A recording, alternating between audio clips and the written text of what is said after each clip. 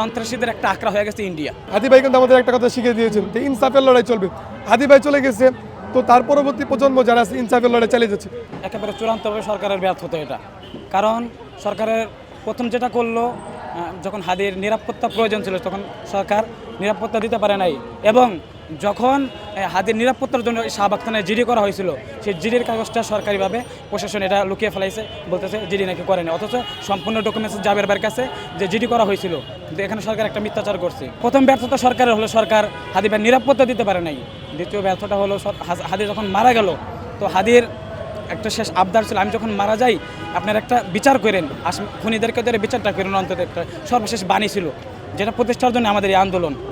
তো দেখলাম এখানেও সরকার অনেক গাফলতি দেখতে পাচ্ছি আমরা, যার সাথে আমরা মনে করছি সরকারি গাফলতিটা যে এটার সাথে খুব সম্ভবত চূড়ান্তভাবে বলতেছি না সরকারের একটা অংশ জড়িত আছে, অত প্রশাসনের একটা অংশ জড়িত আছে। অন্যথায় আমরা জানি বাংলাদেশের প্রশাসন, বাংলাদেশের গোয়েন্দা বিভাগ অনেক মজবুত, অনেক শক্তিশালী। একটা স্ট্যাটাস দিলেও তাকে গ্রেফতার করা হয়, একটা স্ট্যাটাসের পিছনে কমেন্ট করলে সেখানেও তার গ্রেফতার করা হয়।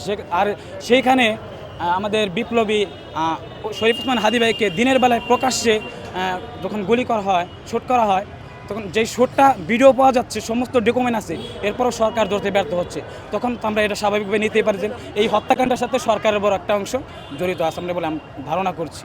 বাংলাদেশে তো বিচার আছে, কিন্তু বিচারের কার্যকারিতা নাই, এটা হচ্ছে বড় একটা বিষয়। আইন আছে, আইনের প্রয়োগ নাই। আমাদের বাংলাদেশে ইনসাফের বিচারটা আমরা পাই না। আমার মনে হয় না সরকার ইনসাফের বিচার করতে পারবে।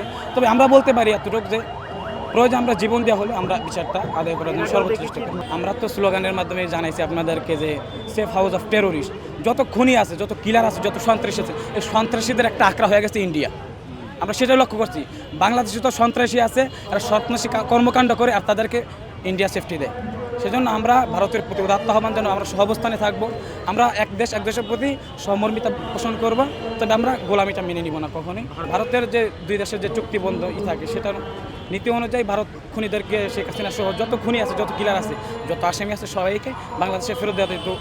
আমাদের কাম্য ছিল, ইন্ডিয়া সেটা দেয় নাই, বরং বাংলাদেশের সাথে একটা যুদ্ধ বাঁধানোর চেষ্টা চালাচ্ছি। আমরা আজকে মার্চ ফর ইনসাফে এখানে উপস্থিত হয়েছি। তো আমি এখানে সর্বপ্রথম যে ব্যক্তিকে আমি দোষী সাব্যস্ত করবো সেটা হলো অথর্ব ইন্টারিম, যাদেরকে এই 2000 তাজা রক্তের বিনিময়ে, শহীদদের বিনিময়ে এখানে তাদেরকে বসানো হলো। তো তারা এই চেয়ারটা নিয়ে শুধু গোলামি করতেছে। সর্বশেষ আমাদের বিপ্লবী শহীদ ওসমান হাদি ভাইকে তারা খুন করেছে। তো আজ পর্যন্ত আমরা দেখতে পারি যে জুলাইয়ের নামে সুরভি আপু এবং কি অন্যদেরকে গ্রেফতার করা যায় 24 ঘন্টার ভিতরে। তো আজ 26 দিন হয়ে গেল শহীদ হয়েছে, তাদেরকে আজ পর্যন্ত গ্রেফতার করা গেল না। এর দায় ইন্টারিমকে নিতে হবে। এবং তারা মনে করতেছে যে আমরা তো অল্প দিন আসি, তো আমাদের একটা গড়িমসি করে নির্বাচন দিয়ে দিব। আসলে বাস্তবতা এই মিডিয়ার মাধ্যমে আমি বলতে চাই, সুষ্ঠু নির্বাচন এই অথর্ব ইন্টারিমের মাধ্যমে সম্ভব আদৌ না। আদৌ যদি হতো তাহলে আমরা একটা বিচার পেতাম, এবং ওসমান হাদি ভাই যদি বিচার না পায়, তাহলে কাল আপনাদের মতো সাংবাদিক, আমাদের মতো বিপ্লবী যারা জুলাই চেতনাকে ধারণ করে, জুলাইকে লালন করে, এবং এই মার্চ ফর হাদি ভাইয়ের হত্যা বিচারের দাবিতে আজ যারা রাজপথে আসছেন, তাদেরকে এই অথর্ব ইন্টারিম এবং কি সামনে সরকার নিশ্চিত দিতে পারবে। হাদি ভাই কিন্তু আমাদের একটা কথা শিখিয়ে দিয়েছেন যে ইনসাফের লড়াই চলবে। হাদি ভাই চলে গেছে, তো তার পরবর্তী প্রজন্ম যারা আছে ইনসাফের লড়াই চালিয়ে যাচ্ছে। তো এরকমভাবে জুলাই বিপ্লবী যারা আছে তারা একের পর এক চলে যাবে, সমস্যা নেই। তবে এই ইনসাফের লড়াই চলেই থাকবে ইনশাল্লাহ।